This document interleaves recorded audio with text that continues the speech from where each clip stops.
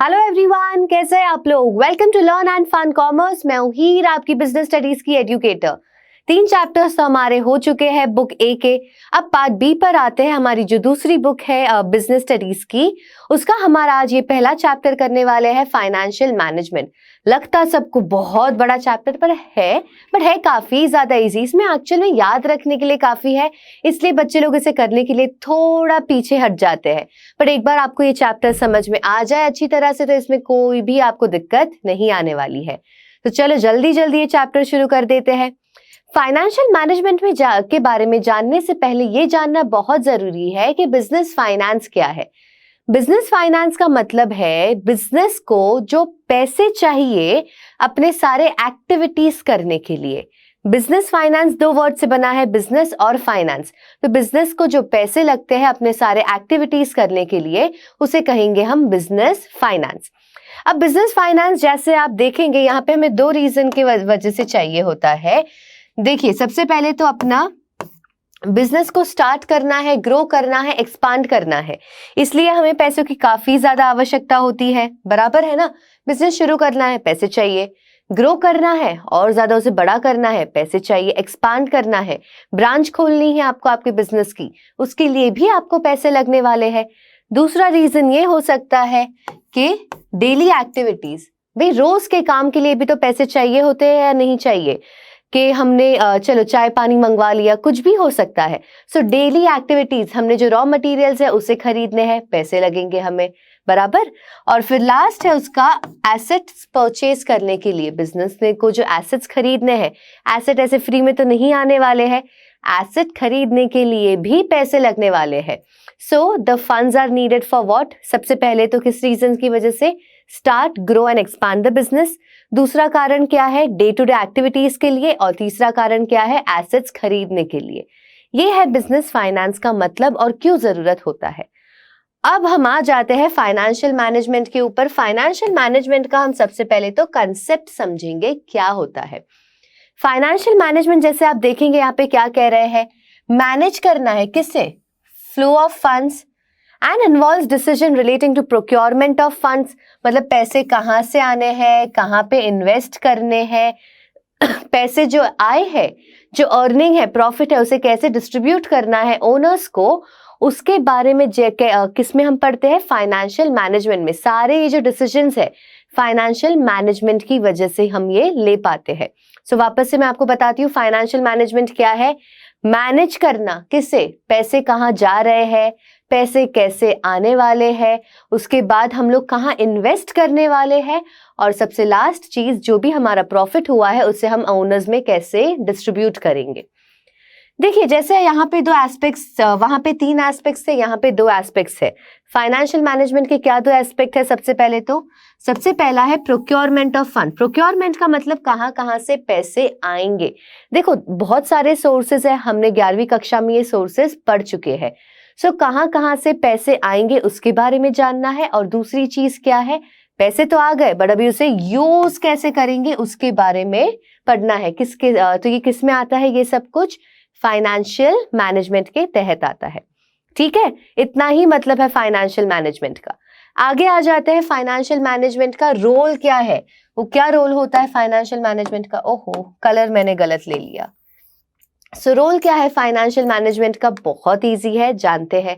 देखिए, सबसे पहले क्या कह रहे हैं, ये जो साइज और कॉम्पोजिशन है फिक्स्ड एसेट के, ये डिटरमाइन करने में हेल्प करता है। देखो, जितना कि कितना बड़ा होगा, कितना कम होगा, वो किसके ऊपर डिटरमाइन होता है, हमारे फाइनेंशियल मैनेजमेंट के ऊपर। दूसरी चीज देखिए, quantum of current asset. Quantum का मतलब है अमाउंट, और कॉम्पोजिशन उसका कैसा होगा। भाई ये वर्ड काफी ही बारी आता है, क्वांटम क्वांटम क्वांटम काफी बार सुनते हैं, बट मीनिंग एग्जैक्टली समझ में नहीं आता। क्वांटम का मतलब है अमाउंट और उसका कॉम्पोजिशन कैसा होगा, इसका मतलब ये है हमारा क्वांटम। ठीक है। सो क्या कह रहे हैं, क्वांटम ऑफ करंट एसेट। भाई हमारे जो करंट एसेट्स है, करंट एसेट्स जैसे कि हमारा कैश, बिल्स रिसीवेबल, ये भी हमारा फाइनेंशियल मैनेजमेंट के ऊपर ही डिपेंड करता है। ठीक है। फिर आता है हमारा long and short term funds. Long term और शॉर्ट टर्म फंड्स हम लोग कैसे अमाउंट रेस करेंगे? देखिए, पैसे कहाँ से रेस करने हैं? दो तरीके हो सकते हैं, या तो लॉन्ग टर्म फंड के थ्रू या तो शॉर्ट टर्म। तो अब इसमें से भी कैसे रेस करना है वो भी किसके ऊपर डिपेंड करता है? हमारा फाइनेंशियल मैनेजमेंट के ऊपर। फिर आता है breakup of long term financing into debt and equity. ये जो लॉन्ग टर्म फाइनेंस है उसको हम लोग और फर्दर डिवाइड कर सकते हैं, किसमें? इक्विटी में, और कौन सा? डेट में। देखिए, लॉन्ग टर्म और किसमें डिवाइड होता है? इक्विटी। इक्विटी मतलब कौन सा हो गया? Owners fund, that these are the shares, ये जो शेयर्स की बात कर रहे हैं। और फिर आता है डेट। डेट मतलब हमारा बोरोड फंड, डिबेंचर्स हो गए, फाइनेंशियल इंस्टीट्यूशन से लोन लिया, बैंक से लोन लिया, ये सब हमारा डेट में आता है। सो ये हमें याद रखना है क्योंकि इक्विटी और डेट वर्ड बहुत बार यूज होने वाला है। सो इक्विटी इज नथिंग बट हमारे शेयर्स की बात कर रहे हैं। शेयर्स दोनों आ सकते हैं, इक्विटी और प्रेफरेंस शेयर।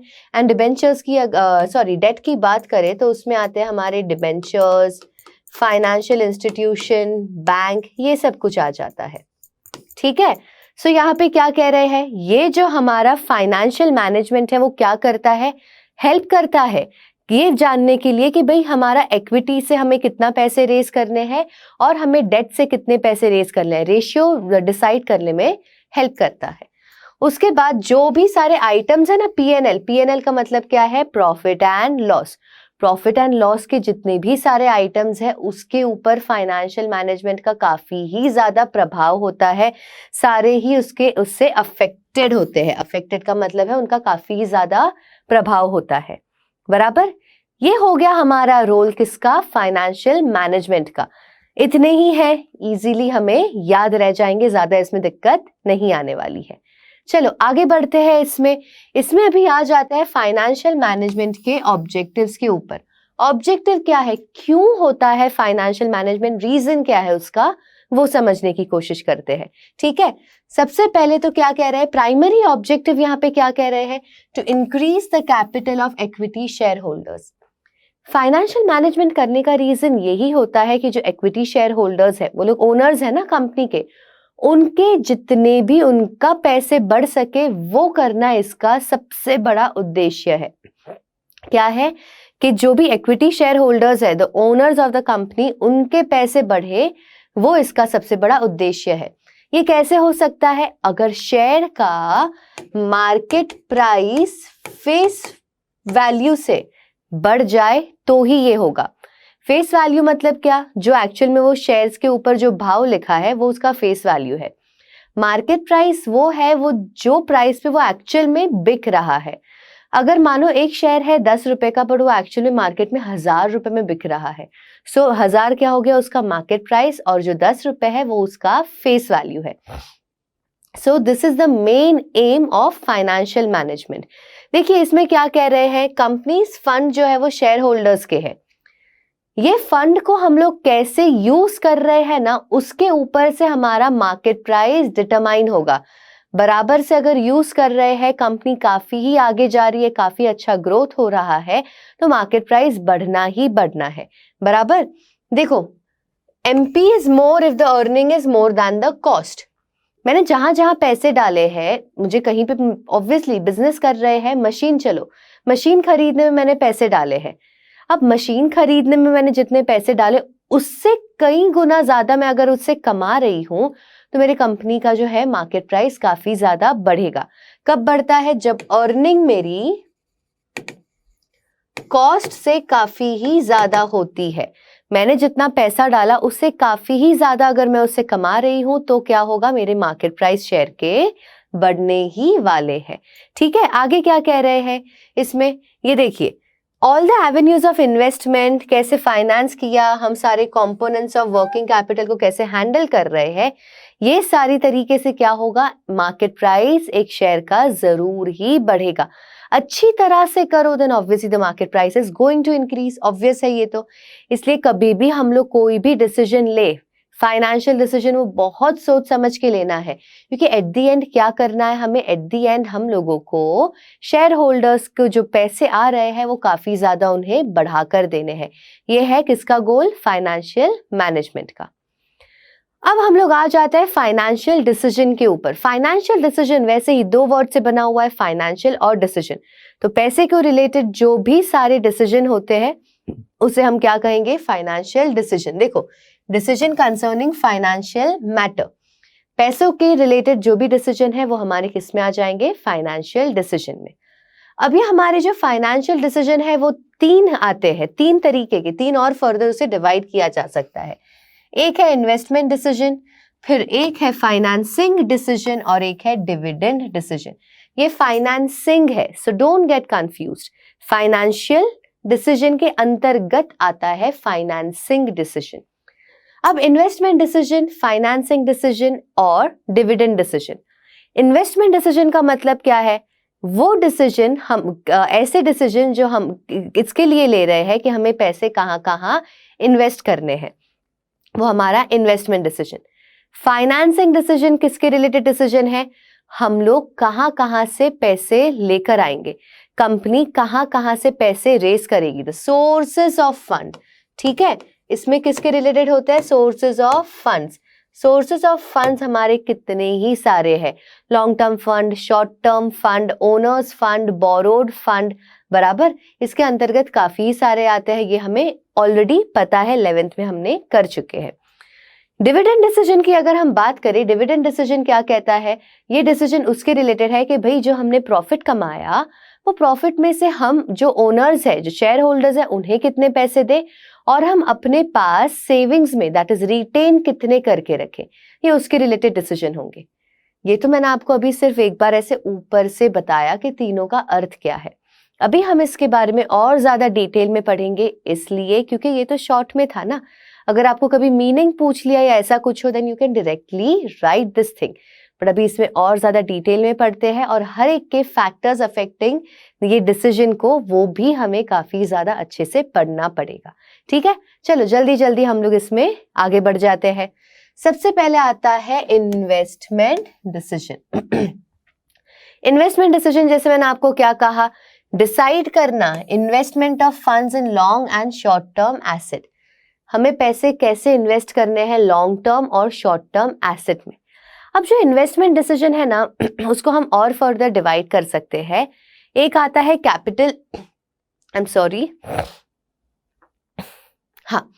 एक आता है कैपिटल बजटिंग डिसीजन और दूसरा आता है वर्किंग कैपिटल डिसीजन। ये जो कैपिटल बजटिंग डिसीजन है वो किसके रिलेटेड है, हमें इन्वेस्टमेंट फिक्स्ड एसेट में करने के लिए, फिक्स्ड एसेट में इन्वेस्टमेंट करने के लिए कैपिटल बजटिंग डिसीजन। और फिर वर्किंग कैपिटल डिसीजन किसके लिए होता है, करंट एसेट्स के लिए, हमारे करंट एसेट्स के लिए। ये है फिक्स्ड एसेट के लिए और ये है करंट एसेट के लिए। सो इन्वेस्टमेंट डिसीजन और फर्दर होता है। अब ये जो कैपिटल बजटिंग डिसीजन जैसे मैंने आपको कहा, ये लॉन्ग टर्म के लिए आता है और ये जो वर्किंग कैपिटल डिसीजन की बात करें वो आता है शॉर्ट टर्म के लिए। ठीक है, इसमें ज्यादा और हम लोग डीप में नहीं जाएंगे, डोंट वरी अबाउट इट, क्योंकि इतना जरूरी नहीं है, बराबर। इसको सिर्फ इतना हमें समझना हमारे लिए इट्स मोर देन इनफ, इतना जान लेंगे हो गया। ठीक है, सो इन्वेस्टमेंट डिसीजन की ये दो कैटेगरीज है। अभी कैपिटल बजटिंग डिसीजन क्यों जरूरी है, देखिए यहाँ पे मैंने आपको बताया है, इन्वेस्टमेंट डिसीजन या तो लॉन्ग टर्म हो सकते हैं या तो शॉर्ट टर्म। लॉन्ग टर्म हो तो उसे कहेंगे capital budgeting decision, short term हो तो उसे हम कहेंगे वर्किंग कैपिटल डिसीजन। अब ये जो हमारा कैपिटल बजटिंग डिसीजन क्यों इतना जरूरी है, इतना क्या रीजन है भाई, देखिए सबसे पहले तो क्या है, ये हमारा क्या अफेक्ट करता है, लॉन्ग टर्म अर्निंग कैपेसिटी। एक जो फर्म है, एक जो कंपनी है, लॉन्ग टर्म में कितना कमाएगी वो हमारा कैपिटल बजटिंग डिसीजन के ऊपर ही निर्भर करता है। दूसरी चीज क्या है, इससे है ना काफी ज्यादा पैसे हमने खर्च किए हैं। ये जो फिक्स्ड एसेट्स हम इसके लिए खरीदते हैं, इसमें तो फिक्स्ड एसेट्स है, ये फिक्स्ड एसेट्स को खरीदने के लिए बहुत ज्यादा पैसे लगते हैं भाई। ऑब्वियसली इतने ज्यादा पैसे लग रहे हैं तो ये डिसीजन सोच समझ के लेना पड़ेगा और ये डिसीजन जनरली इरिवर्सिबल होते हैं। क्यों इरिवर्सिबल, क्योंकि भाई इतना पैसा लगा दिया है, अब पीछे मुड़ जाओगे तो फिर कैसे चलेगा। पर अगर आपको मुड़ना भी है तो आपको बहुत ज्यादा नुकसान झेलना पड़ेगा। इसलिए डिसीजन बहुत सोच समझ के ध्यान से लेने की आवश्यकता है। इसको कभी भी एकदम ऐसे हेस्ट डिसीजन नहीं ले सकते हैं। वैसे ही वर्किंग कैपिटल डिसीजन भी काफी ज्यादा क्रूशियल है, क्योंकि डे टू डे वर्किंग जो होता है एंटरप्राइज का, उसमें ये काफी ही ज्यादा अफेक्ट करता है। इसलिए वर्किंग कैपिटल डिसीजन भी लेना बहुत ज्यादा इंपॉर्टेंट है। ये लॉन्ग टर्म के लिए, ये डे टू डे में काफी ज्यादा इसका प्रभाव पड़ता है। और वो किसको अफेक्ट करता है? Liquidity and profitability of a business. Liquidity और प्रॉफिटेबिलिटी को काफी ज्यादा इसके ऊपर प्रभाव है। इसलिए इसको भी हम लोगों को ऑब्वियसली ध्यान से देखिए। कोई भी बिजनेस के अगर हमारे डिसीजन हो, वो कैसा भी डिसीजन क्यों ना हो, हमेशा हर एक डिसीजन को बहुत ही ज्यादा सोच समझ के ध्यान से लेना पड़ता है। हमारी जिंदगी में भी हम लोग अगर कभी भी कुछ भी डिसीजन ले रहे हो, बहुत सोच समझ के लेना पड़ेगा, क्योंकि एक बार हमने कभी भी कोई भी डिसीजन ले लेते हैं, उसे वापस उससे मुड़ना हमारे लिए काफी ही ज्यादा डिफिकल्ट है। यहाँ पे जैसे बहुत ज्यादा पैसे लगते हैं, काफी ज्यादा इसमें खर्चा लगता है, जिंदगी में भी अगर हम कोई डिसीजन ले रहे हो और अगर हमें मुड़ना है वापस से, तो हमें बहुत ही ज्यादा नुकसान भरना पड़ सकता है। इसलिए कभी भी कोई भी डिसीजन लो तो फिर ध्यान से लो, सोच समझ के लो। बराबर? चलो, अभी जैसे मैंने आपको कहा था फैक्टर्स अफेक्टिंग डिसीजन लेना पड़ेगा इन्वेस्टमेंट डिसीजन की, अभी हम बात करते हैं कौन सी चीजें हमारे इन्वेस्टमेंट डिसीजन के ऊपर अफेक्ट करती है, तो उसके बारे में जानेंगे। इसमें सिर्फ 3 है, आगे आएंगे जिसमें बहुत ही ज्यादा होंगे, तो यार यहाँ पे खुश हो जाओ यार, सिर्फ 3 ही है, ज्यादा नहीं करने हैं। हमारे यहाँ पे इन्वेस्टमेंट डिसीजन बात नहीं करते, हम हमेशा कैपिटल बजटिंग डिसीजन की ही बात करते हैं। This is the long term one. बराबर? कभी भी हम शॉर्ट टर्म में इसमें बात नहीं करेंगे, ये कैपिटल बजटिंग डिसीजन ही इसे कहा जाएगा। इन्वेस्टमेंट डिसीजन हो तो वो कैपिटल बजटिंग डिसीजन। तो सबसे पहले क्या चीज करती है? Cash flow of the project. Cash flow सबसे पहले क्या होता है वो जानो। कैश फ्लो का मतलब क्या है? कितना पैसा आया और कितना पैसा गया, तो that is the cash flow. Obviously flow हो रहा है ना cash, either it is coming here then it is receipt, if it is going out then it is payment. So cash flow जो एक प्रोजेक्ट का होता है वो काफी ज्यादा अफेक्ट करता है। अगर कैश फ्लो अच्छा है, मतलब रिसीट्स काफी है, तो भी उसमें डिसीजन हम लोग इन्वेस्टमेंट कर सकते हैं, क्योंकि पैसे आ रहे हैं ना। खर्चे से ज्यादा अगर हमारे अर्निंग है तो दिक्कत क्या है? But if the cash flow is not that great, it's better not to take any kind of investment decision then. बराबर? फिर क्या है? Rate of return. कितना रिटर्न आ रहा है वो, उसके बारे में जब हम बात करते हैं तो रेट ऑफ रिटर्न के साथ साथ हमें रिस्क भी ध्यान से देखना पड़ेगा। रिस्क कितना है वो इन्वेस्टमेंट करने में, that is also something which we have to see to it. Okay, मानो मेरे पास 2 प्रोजेक्ट थे, एक था प्रोजेक्ट 1 और एक था प्रोजेक्ट 2। प्रोजेक्ट 1 में मुझे सिर्फ आ रहे थे 11% मेरा रेट ऑफ इंटरेस्ट, जबकि प्रोजेक्ट 2 में मुझे आ रहे थे 15%। और इन दोनों में रिस्क मेरा सेम था, सेम रिस्क है, तो विच वन इज बेटर? जिसमें रेट ऑफ रिटर्न हमारा काफी ज्यादा हो ना, ये रेट ऑफ रिटर्न है, sorry. So rate of return हमारा जिसमें काफी ज्यादा हो, भाई 15% आ रहा है, पैसे तो मुझे दोनों में 1 करोड़ ही डालने हैं, बट यहाँ पे मुझे 15% आ रहा है, यहाँ पे 11% आ रहा है, तो ऑब्वियसली मैं 15% वाला लूंगी। रिस्क दोनों में ही है। अगर रिस्क दोनों में है तो फिर दिक्कत क्या है यार? वही कर लो ना जिसमें ज्यादा पैसे मिल रहे हैं। Why to do something in which you are anyways getting less money? बराबर? So that's the reason rate of return भी काफी ही ज्यादा अफेक्ट करता है हमारे इन्वेस्टमेंट डिसीजन के ऊपर। रिस्क समझो, सब समझने के बाद रेट ऑफ रिटर्न भी देखो कितना आ रहा है, अच्छा आ रहा है, you can invest in that project. बराबर? The investment criteria involved. देखो, कभी भी अगर हम लोग कहीं पे भी इन्वेस्ट करते हैं तो काफी सारी चीजें देखनी पड़ती है हमें। रेट ऑफ रिटर्न देखेंगे, कैश फ्लो देखेंगे, हमें कितना पैसा उसमें इन्वेस्ट करना पड़ रहा है वो सब देखेंगे। अभी ये सब कुछ देखने के लिए कौन सा प्रोजेक्ट बेटर है उसको समझने के लिए काफी सारी टेक्निक्स होती है। There are many techniques which people use to understand which project is better. अब इसको क्या कहते हैं वो लोग? यहाँ पे इसको कहते हैं कैपिटल बजटिंग टेक्निक्स। इसे क्या कहते हैं? Capital budgeting techniques. तो कभी भी कोई भी इन्वेस्टमेंट डिसीजन लेना हो तो ये जो कैपिटल बजटिंग टेक्निक्स है वो यूज करो एंड ट्राई टू अंडरस्टैंड कि ये प्रोजेक्ट हमारे फर्म के लिए, हमारे बिजनेस के लिए अच्छा है या नहीं है। बस बराबर है। चलो, ये हो गए हमारे 3 कौन से factors affecting the capital budgeting decision. यही 3 थे, इससे ज्यादा हमें इसमें नहीं है। So be happy about it, right? अच्छी बात है ना। कम हो गए थोड़े यहाँ पे, क्योंकि आगे जाके और थोड़े ज्यादा है और व्हाट टू डू करने पड़ेंगे, राइट? चलो आगे बढ़ते हैं। अभी हम लोग आ जाते हैं फाइनेंसिंग डिसीजन के ऊपर। फाइनेंसिंग डिसीजन के बारे में जैसे मैंने आपको कहा, फाइनेंसिंग डिसीजन क्या होता है? कौन से सोर्स से हम लोग पैसे रेस करेंगे, फंड्स रेस करेंगे, वो आ जाता है हमारा फाइनेंसिंग डिसीजन के में।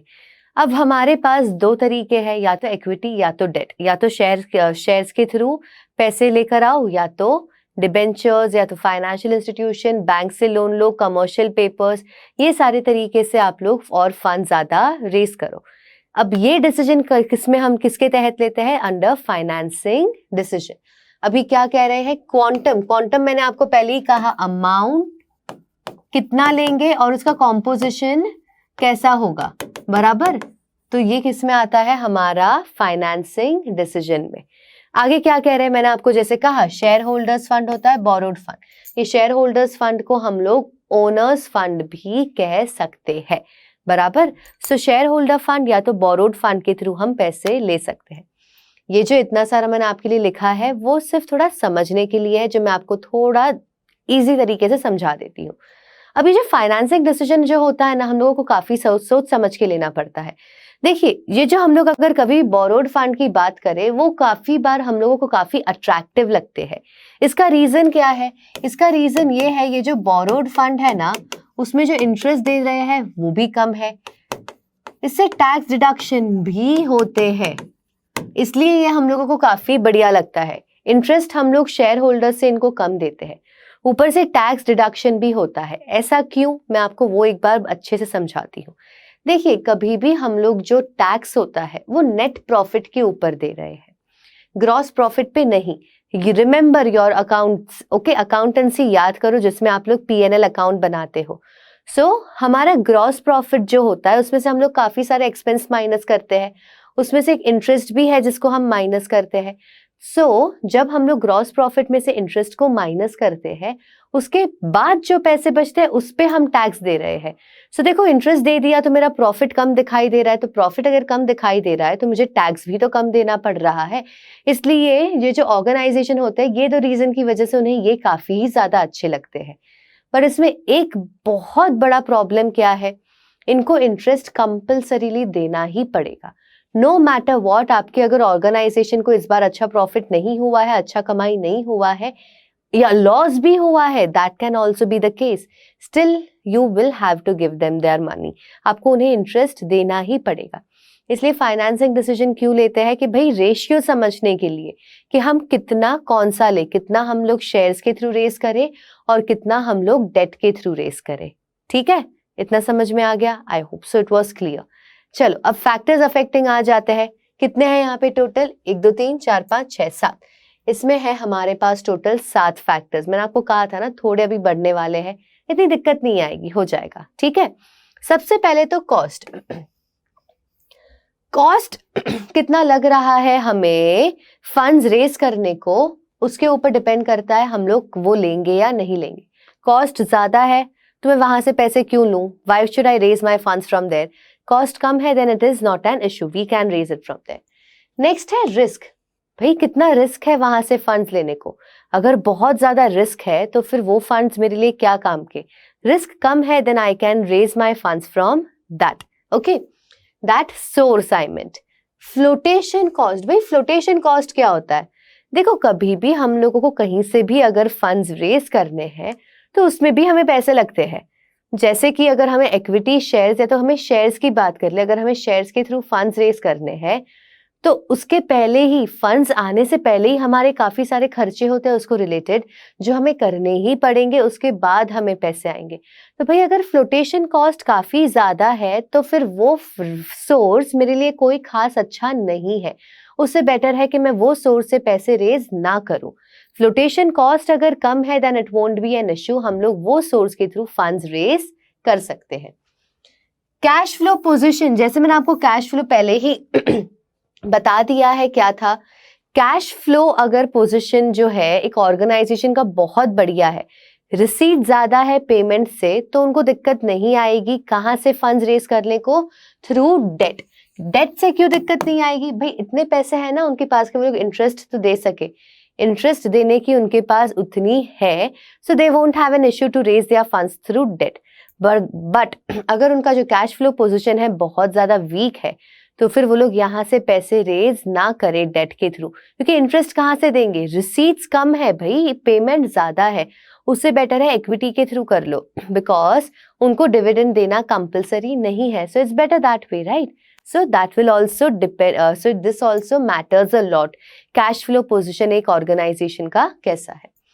Fixed operating cost, fixed operating cost क्या होता है, देखो फिक्स्ड ऑपरेटिंग कॉस्ट FOC, ये जो फिक्स्ड ऑपरेटिंग कॉस्ट है ना, ये वो खर्चे हैं जो ऑर्गेनाइजेशन को होने ही वाले हैं, जैसे कि रेंट हर महीने देना है, बराबर, सैलरीज और वेजेस हर महीने देनी ही देनी है, ये पक्के पक्के खर्चे हैं जो होने ही है एक ऑर्गेनाइजेशन में।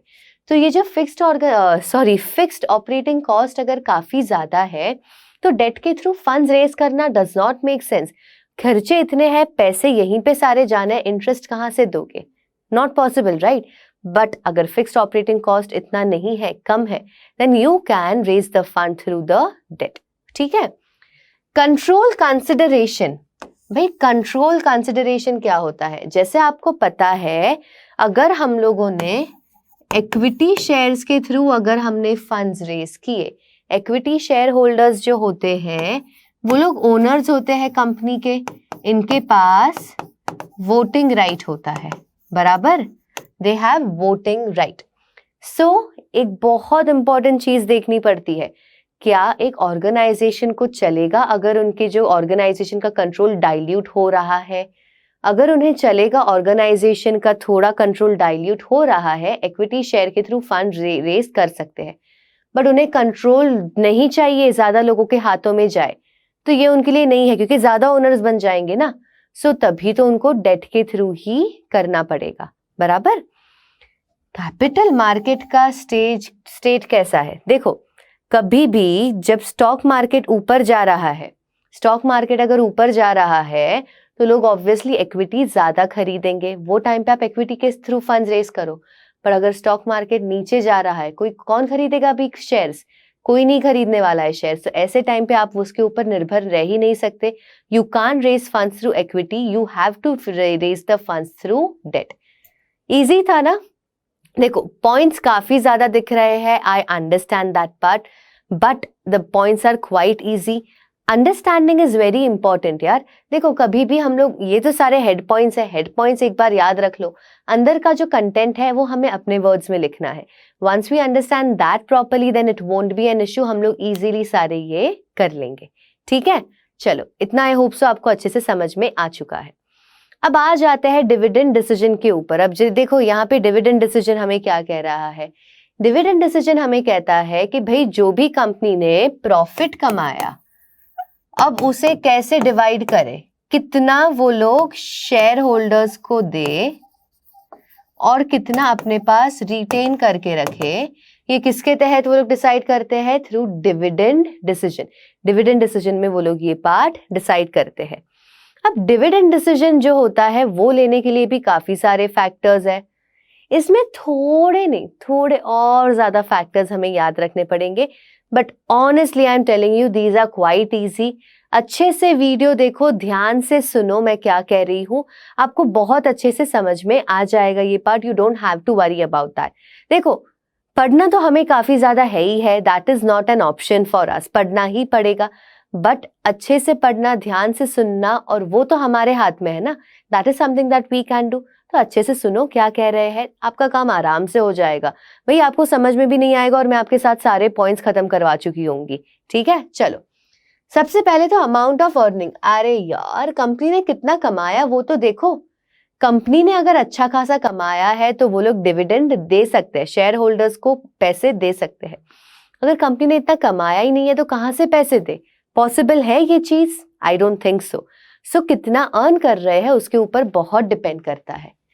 भाई स्टेबिलिटी ऑफ अर्निंग, अगर कंपनी की अर्निंग अच्छी खासी स्टेबल चल रही है, मतलब देखो अगर ऐसा है कि अगर कंपनी को 2008 में 5 करोड़ का प्रॉफिट हुआ, 2009 में अगर कंपनी को 6 करोड़ का हुआ, 2010 में कंपनी को वापस से 5 करोड़ का हुआ, तो भाई थोड़ा स्टेबल है ना, इतना ज्यादा फ्लक्चुएट नहीं हो रहा है कि एक बार 5 करोड़ तो दूसरी बार 10 करोड़ तो एक बार 1 करोड़, ऐसा नहीं हो रहा है, काफी स्टेबल है। जब स्टेबल हो जाती है थोड़ी कंपनी की अर्निंग तो वो लोग क्या कर सकते हैं, डिविडेंड थोड़ा बढ़ा सकते हैं, they can give little more dividend. पर अगर स्टेबिलिटी ना है, अगर मानो यहाँ पे ये पहली बार तो 5 करोड़ आ गए, उसके बाद जैसे मैंने आपको कहा 15 करोड़, फिर नेक्स्ट टाइम सीधा 2 करोड़, अगर ऐसा हो तो भाई कहाँ से आप उनका डिविडेंड बढ़ाओगे? It's not possible. तो ऐसे टाइम पे जब काफी ही ज्यादा फ्लक्चुएट हो रहा है तो ऐसे टाइम पे कभी भी नहीं बढ़ाना चाहिए dividend. Don't do that, keep it as it is. Stability of dividend, देखो इसमें क्या कह रहे हैं स्टेबिलिटी ऑफ डिविडेंड में? स्टेबिलिटी ऑफ डिविडेंड में ये बात कर रहे हैं कि जनरली कंपनी क्या करती है, वो लोग एक पॉलिसी फॉलो करते हैं कि भाई हमें स्टेबल डिविडेंड देते रहना है, हर साल हम लोगों को इतना डिविडेंड ही देना है। क्यों ऐसा करते हैं? ताकि यार ये जो शेयर होल्डर्स है वो लोग भी खुश हो कि हाँ यार चलो इतना तो हर साल आ रहा है ना, नॉट एन इश्यू। तो कभी अगर ऐसा हो, कभी बहुत ज्यादा कभी बहुत कम सो सॉरी, कभी ऐसा हो बहुत ज्यादा या तो बहुत कम, then they won't be happy. They like अरे एक बार तो इतना दिया, एक बार इतना कम, ऐसा नहीं चलेगा यार। इसलिए वो लोग ये क्या पॉलिसी फॉलो करते हैं कि स्टेबल डिविडेंड दो जब तक उनकी अर्निंग ज्यादा नहीं होती। उसके बाद आता है ग्रोथ अपॉर्चुनिटीज के ऊपर।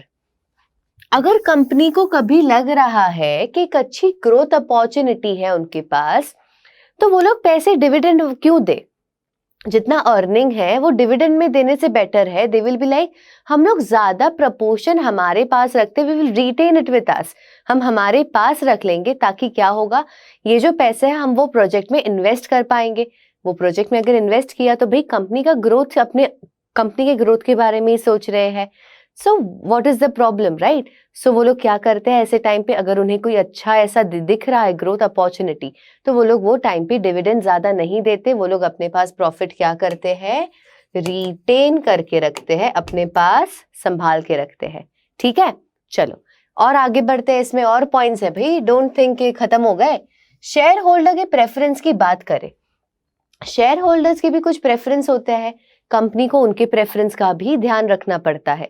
अगर शेयर होल्डर्स को चाहिए कि भाई देखो अब ज्यादा मत दो हमें, बट एटलीस्ट मिनिमम हमें इतना इतना डिविडेंड तो देते जाओ हर साल, so company has to respect them also, उनका डिसीजन भी ध्यान में रखना पड़ेगा। And they have to do something like that कि उनका क्या डिजायरेबल है उनके लिए, they do something like that, उनको उतना फिर डिविडेंड दे देते हैं, बाकी का फिर वो लोग रिटेन कर सकते हैं। कैश फ्लो पोजीशन, वापस से कैश फ्लो पोजीशन पर आ गए। रिसीट्स अगर ज्यादा है पेमेंट से तो क्या होगा, वो लोग डिविडेंड दे पाएंगे। बट अगर इतने रिसीट्स ही नहीं है, प्रॉफिट बढ़िया दिखा रहे हैं, हमने जब बुक्स ऑफ अकाउंट्स खोला प्रॉफिट अमेजिंग, बट हाथ में कैश ही नहीं है, तो फिर कहां से डिविडेंड दे? सो इसलिए ऐसे टाइम पे वो लोग डिविडेंड नहीं दे पाएंगे। टैक्सेशन पॉलिसी, भाई देखो टैक्स जो है वो का देना है। अब टैक्स अगर बहुत ज्यादा है वो टाइम पे डिविडेंड कम दे पाएंगे, क्योंकि डिविडेंड जो है ना नेट प्रॉफिट में से देते हैं। नेट प्रॉफिट जो है, नेट प्रॉफिट में हम लोग पहले क्या करेंगे, सबसे पहले टैक्स देना पड़ेगा। ये टैक्स देने के बाद जो पैसे बचे उसमें या तो डिविडेंड या तो रिटेन करके रखो। भाई अगर बहुत टैक्स है, टैक्स ही अगर ऑलरेडी ज्यादा है तो इनको पैसे कम ही मिलने वाले हैं ना, पर अगर टैक्स कम हो तो डिविडेंड ज्यादा दे सकते हैं। स्टॉक मार्केट रिएक्शन, भाई देखो अगर कभी ऐसा हो, इन्वेस्टर्स क्या सोचते हैं कि भाई अगर डिविडेंड अच्छा है ना तो फिर क्या होता है, स्टॉक मार्केट अच्छी तरह से पॉजिटिवली रिएक्ट करती है, मार्केट प्राइस बढ़ जाते हैं। बट अगर डिविडेंड कम होता है तो फिर investors are not happy, why would they buy that share?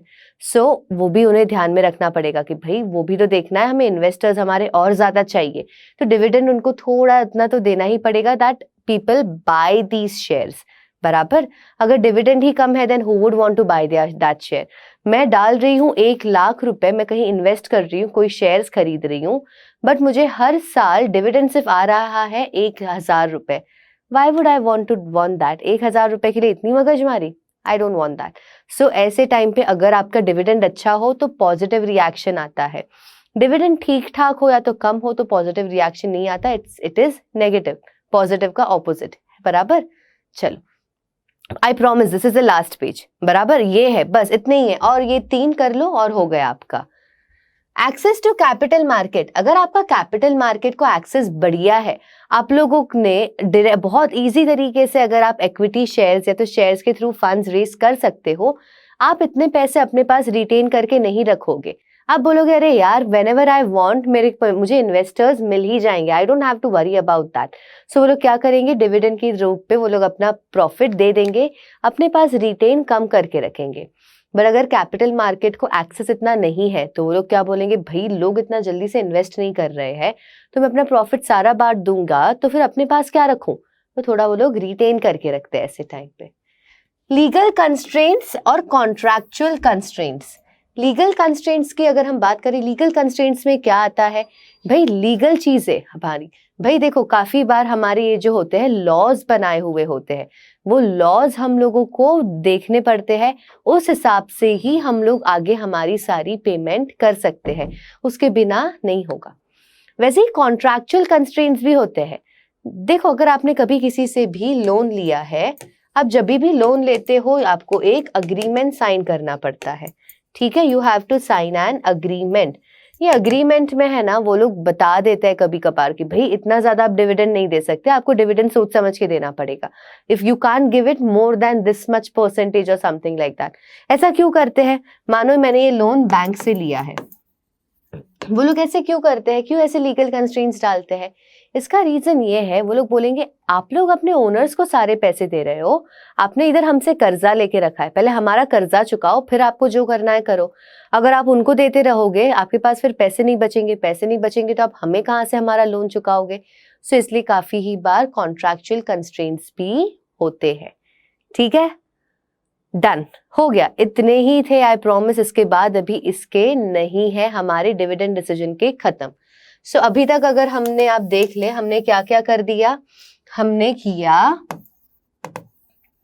Financial decision में हमने 3 डिसीजन पढ़े। कौन से 3 पढ़े? एक पढ़ा हमने इन्वेस्टमेंट डिसीजन, एक पढ़ा हमने फाइनेंसिंग, ठीक है ये भूलना नहीं, फाइनेंसिंग, और एक हमने पढ़ा डिविडेंड डिसीजन जो भी हमने अभी किया।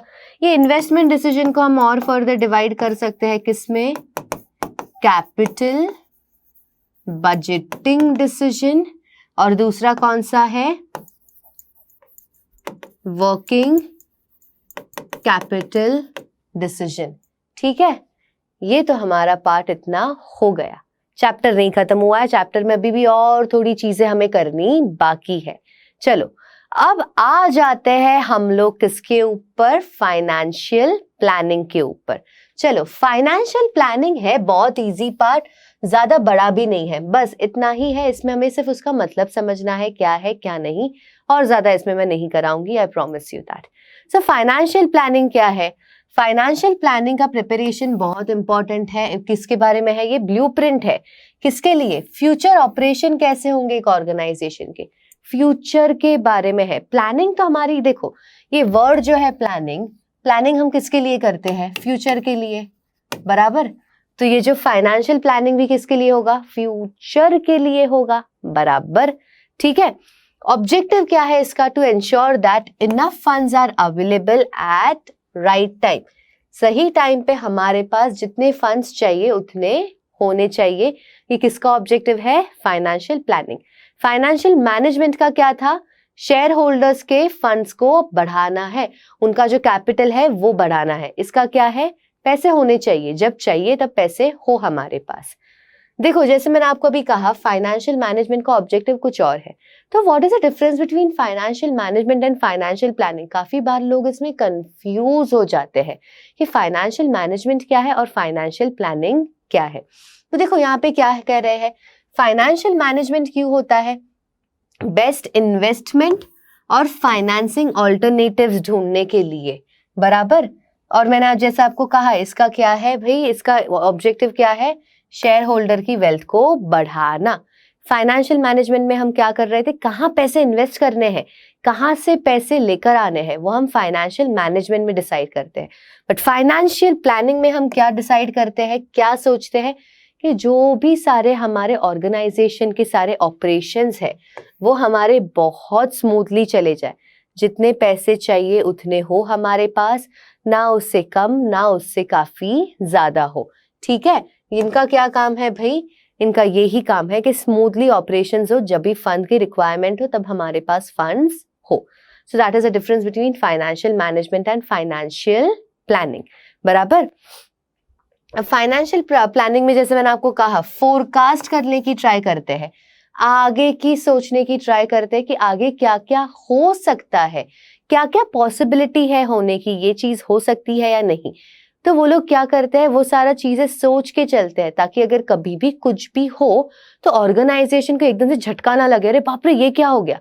दे are like no it's completely fine, इस बारे में हमने सोचा था कि something like this can happen, ऐसे होने की संभावना थी।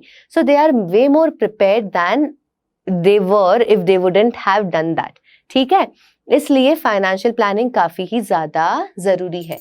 फाइनेंशियल प्लानिंग के दो ऑब्जेक्टिव है, एक तो ये कि भाई जब अवेलेबिलिटी हो फंड्स की, जब फंड्स चाहिए तब वो हो हमारे पास, और दूसरा क्या है कि अननेसेसरीली पैसे रेज ना करें। अननेसेसरीली पैसे रेज करने की अगर हम बात करें तो वो क्या कहना चाह रहे हैं, देखिए कभी भी एक जो ऑर्गेनाइजेशन होता है उसको जितने पैसे चाहिए वो इतने ही अपने पास रखे, ना उससे कम ना उससे ज्यादा। कम अगर होंगे तो जब आवश्यकता होगी तो क्या क्या करेंगे, और अगर ज्यादा होंगे तो फिर उसके ऊपर हम लोगों को काफी सारा जो कॉस्ट है, इंटरेस्ट और वो सब देना ही पड़ेगा। पैसे एक तो ऐसे ही फालतू पड़े हैं, ऊपर से उसके ऊपर इंटरेस्ट भी दे रहे हैं। सो क्यों ऐसा काम करें, इसलिए कभी भी अननेसेसरीली पैसे हमें नहीं बढ़ाने हैं। ठीक है, चलो आगे बढ़ते हैं। अब आ जाते हैं हम लोग फाइनेंशियल प्लानिंग के इंपॉर्टेंस के ऊपर। वो मैंने आपको पेज कहा था ना, उतना ही है, वो सिर्फ मीनिंग का था यार, थोड़ा तो करना पड़ेगा या नहीं करना पड़ेगा, इतना नहीं है, इजी है। आपको फाइनेंशियल प्लानिंग का मीनिंग तो समझा, आपको प्लानिंग का अगर मीनिंग जानना हो, ये तो सब मैंने आपको समझाने के लिए किया था। मीनिंग में आप सिर्फ एक ये वाला लिख दीजिए, आपका काम हो गया। ये सब तो आपके लिए अंडरस्टैंडिंग के लिए था। ओके, चलो इंपॉर्टेंस पर आ जाते हैं। भाई वो उससे हम लोग फ्यूचर फोरकास्ट कर सकते हैं, आगे क्या होगा वो हमें हेल्प करता है समझने के लिए, ताकि हमें कभी भी कोई भी दिक्कत ना हो, हम लोग और ज्यादा पैसे को अच्छी तरह से मैनेज कर सके। इसलिए फाइनेंशियल प्लानिंग काफी ही ज्यादा इंपॉर्टेंट है। कोई भी बिजनेस शॉक और सरप्राइज ना मिले, क्यों ऐसा, अरे क्योंकि हमने पहले से सोच के रखा था ना ऐसा शायद कुछ हो सकता है। So we are already prepared for that thing. हम लोगों को एकदम से झटका नहीं लगेगा, ओह शिट व्हाट हैपेंड, ऐसा हमें बिल्कुल नहीं होगा। It is going to be all cool. Coordination होता है भाई वेरियस फंक्शन का, कैसे समझाती हूँ आपको, obviously I am there to teach you that. देखो कभी भी कैसे हेल्प करता है कोऑर्डिनेशन के काफी फंक्शंस में। जैसे यहाँ पे एक एग्जांपल दिया है, सेल्स एंड प्रोडक्शन फंक्शन। अगर कभी भी प्लानिंग जब हम कर रहे हैं तब हमने देखा कि भाई ये जो हम प्रोडक्ट जिसको मैन्युफैक्चर कर रहे हैं वो बहुत ही उसका आगे डिमांड बढ़ने वाला है। जो सेल्स वाले थे उन्होंने देखा कि भाई इसका डिमांड काफी ज्यादा बढ़ने वाला है, तो हम लोगों को इसके लिए बहुत अच्छी तरह से पहले से सोच समझ लेना चाहिए। तो सेल्स डिपार्टमेंट कहाँ गई, प्रोडक्शन वाले के पास। उन्होंने उनसे कहा कि भाई देख लो यार अच्छा खासा इसका होने वाला है, तो आप प्रोडक्शन बढ़ा लीजिए, हमारे ऑर्गेनाइजेशन के लिए ये काफी ही ज्यादा अच्छा होगा। सो क्या करता है ये लोग क्या करते हैं, कोऑर्डिनेट करते हैं। फिर क्या बोल रहे हैं, detailed plan of action prepared under financial planning reduce waste, duplication of effort and gaps in planning. अगर अच्छी तरह से हमने फाइनेंशियल प्लानिंग की है कोई भी वेस्ट नहीं होगा, एक चीज 2 बार नहीं होगी, और जो प्लानिंग है उसके बीच में गैप नहीं होगी। अगर वेस्ट के बारे में हम बात करें, we can use a very nice word, क्या कहेंगे? Optimum utilisation of resources. ठीक है, फिर क्या कह रहे हैं? हमारे प्रेजेंट को फ्यूचर के साथ लिंक करता है। कैसे? अरे हम प्रेजेंट में ही फ्यूचर के बारे में सोच रहे हैं, तो लिंक हो गया ना कि हम प्रेजेंट में ये डिसीजन लेंगे तो फ्यूचर में हमारे लिए काफी ज्यादा अच्छा होगा। सो क्या कर रहा है? दोनों चीजों को जोड़ रहा है। बाद में ये इन्वेस्टमेंट और फाइनेंसिंग डिसीजन के भी बीच में ये लिंक करता है। कैसे? इन्वेस्ट कहाँ करना है, कहाँ से हमें पैसे लेकर आने हैं, उन दोनों को भी वो लिंक कर देता है। बाद में डिटेल्ड ऑब्जेक्टिव बताता है भाई हर एक चीजों का। इसकी वजह से परफॉर्मेंस को एसेस करना काफी ही ज्यादा इजी हो जाता है। एकदम डिटेल में सब कुछ बताएगा, how everything is suppose to be. हर एक का ऑब्जेक्टिव, हर एक जो सेगमेंट है एक ऑर्गेनाइजेशन का, हर एक का एकदम डिटेल्ड ऑब्जेक्टिव बताएगा, जिससे हर एक के परफॉर्मेंस को हमें एनालाइज करना, हर एक के परफॉर्मेंस को देखना हमारे लिए काफी ही ज्यादा इजी हो जाता है। ठीक है, चलो इतना ही था, बस इसमें हमें सिर्फ मीनिंग जानना है और हमें उसका इंपॉर्टेंस जानना था, दैट्स इट। अब हम आ जाते हैं किसके ऊपर? अब आ जाएंगे हम लोग कैपिटल स्ट्रक्चर के ऊपर। यहाँ पे आप जैसे फोटो देख रहे होंगे, ये फोटो में ये कह रहा है कि भाई एक जो कंपनी है उसके पास 2 ऑप्शन है, एक है डेट कैपिटल और एक है इक्विटी। तो ये जो हमारा कैपिटल स्ट्रक्चर है वो क्या बताता है? हमारा कितना रेशियो होना चाहिए डेट का और इक्विटी का। ठीक है, क्योंकि कंपनी को यहाँ से फंड्स आ रहा है ना। सो ये क्या कह रहे हैं कि हमारे मिक्सचर है। कैपिटल स्ट्रक्चर क्या है? ये एक मिक्सचर है, किसका? ओनर्स और बोरोड फंड का। सो इसे हम कैसे, कैपिटल स्ट्रक्चर को हमें कैलकुलेट करना हो तो हम कैसे कर पाएंगे? उसे कैलकुलेट करने का सबसे 2 तरीके हैं, या तो डेट अपॉन इक्विटी निकालो, या तो डेट अपॉन टोटल कैपिटल निकालो। इससे हम लोग क्या कर सकते हैं? कैपिटल स्ट्रक्चर को कैलकुलेट कर सकते हैं। ठीक है, अब जैसे आपको मैंने पहले भी कहा था, ये जो कॉस्ट है हमारे किसका? डेट का, काफी ही ज्यादा कम होता है, और वो ऊपर से टैक्स डिडक्टेबल भी होता है। बट एक प्रॉब्लम क्या है इसमें कि हमें इंटरेस्ट देना ही पड़ेगा कंपल्सरीली। इसलिए कंपनी को कभी भी बहुत ध्यान से देखना चाहिए, कभी भी सिर्फ डेट नहीं लेने चाहिए या तो सिर्फ इक्विटी नहीं लेने चाहिए, क्योंकि इक्विटी से क्या होगा? डाइल्यूशन होगा ना मैनेजमेंट का, कंट्रोल जो है वो डाइल्यूट हो जाएगा।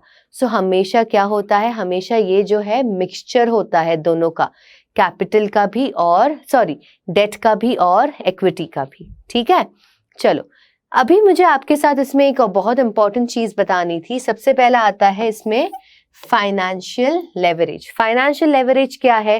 Proportion of debt in the overall capital. वही ये जो कैपिटल स्ट्रक्चर है उसको मुझे आपको दूसरा वर्ड बताना था actually, so don't think it's a completely new thing. सो क्या कह रहे हैं इसमें? हमारा डेट कितना है हमारे टोटल कैपिटल में से, उसे हम क्या कहेंगे? फाइनेंशियल लेवरेज, या तो ट्रेडिंग ऑन इक्विटी। इसका एक और वर्ड है, वो है क्या कहते हैं इसे? Trading on equity. बोलते हैं इक्विटी है ना, बट एक्चुअली ट्रेडिंग हमारी इसमें डेट में होती है। तो काफी बार एक्चुअली क्या होता है आपको पता है, एक ऑर्गेनाइजेशन के लिए बहुत अच्छा पड़ता है अगर वो लोग डेट जो है उसके वो लोग ज्यादा उसके थ्रू फंड्स रेज करें, क्योंकि डेट के थ्रू कभी कभी फंड्स रेज करने की वजह से जो अर्निंग पर शेयर है, शेयर का भाव बढ़ जाता है। सो कैलकुलेट करना बहुत ज्यादा इंपॉर्टेंट है ये चीज को। सो आज मैं आपको वो भी चीज सिखाने वाली हूँ। जैसे अगर लोगों को लगता है कि बिजनेस स्टडीज में न्यूमेरिकल नहीं है, न्यूमेरिकल आता है कभी कभार। ठीक है, सो ये एक है हमारा न्यूमेरिकल का एग्जाम्पल। सो इसमें ये वाला जो आप देख सकते हो, ये हमारा है, इसका क्वेश्चन है ये वाला। ओके, ये इसका क्वेश्चन है, ये मैंने आपको उसका वर्किंग समझाया है कि कैसे करना है। सो ये जो क्वेश्चन है उसमें वो लोग क्या कह रहे हैं कि हमारा जो कंपनी के टोटल फंड है 30 लाख रुपए। ठीक है, इंटरेस्ट जो रेट चल रहा है डेट के ऊपर, जो इंटरेस्ट रेट चल रहा है वो कितना है? 10%। टैक्स हमें कितना देना है? 30%। अभी EBIT क्या है? EBIT का फुल फॉर्म क्या है? Earning before interest and tax. ठीक है, EBIT का फुल फॉर्म क्या है? Earning before interest and tax. अभी ये लोग ने डिसाइड किया कि हम लोगों के पास 3 सिचुएशन है कि हमें डेट के थ्रू पैसे कितने रेस करने हैं। मैंने आपको कहा ना, मिक्सचर है दोनों का। सो पहले सिचुएशन में वो लोग कह रहे हैं हमें डेट के थ्रू कुछ भी पैसे नहीं रेस करने, 0। तो फिर पूरा का पूरा इक्विटी में गया, हाँ कि ना? तो यहाँ पे पूरा इक्विटी में गया। अगर ना बताए तो फिर यहाँ पे मैं आपको बता देती हूँ, यहाँ पे शेयर का प्राइस है कितना? 10 रुपए। सो कितने किए वो लोगों ने? यहाँ पे पूरे के पूरे 30 लाख इक्विटी के थ्रू किए, बराबर। सिचुएशन 2 में कह रहे हैं 10 लाख वो लोग डेट के थ्रू करेंगे। 10 लाख अगर डेट के थ्रू, टोटल फंड तो हमें 30 लाख चाहिए। अगर 10 यहां से है तो ये इक्विटी कितना होगा? 20 लाख। बट अगर सिचुएशन 3 में अगर 20 लाख उन्होंने डेट के थ्रू किया तो सिर्फ 10 लाख हमारे इक्विटी के होंगे, बराबर। समझा इतना? अभी हम लोगों को निकालना है कि अर्निंग पर शेयर किस में बढ़िया है, क्योंकि एट द एंड हमारा फाइनेंशियल मैनेजमेंट का गोल क्या है? कम से कम नहीं, सबसे ज्यादा हमारा अर्निंग पर शेयर हो, शेयर्स के भाव बढ़े, MP हमारा मार्केट प्राइस बढ़े। कैसे करेंगे हम लोग? सबसे पहले EBIT लिखेंगे हर एक का। EBIT हर केस में उन्होंने कहा है सेम है, तो मैं यहाँ पे 4 लाख लिख दूंगी। वो लिखने के बाद मेरा ये EBIT क्या है? Earning before interest and tax. तो पहले मैं इंटरेस्ट को माइनस कर दूंगी, बराबर। तो इंटरेस्ट कितना था? 10%। इसमें तो 0 है ना, तो 0 का 10% is going to be 0 only.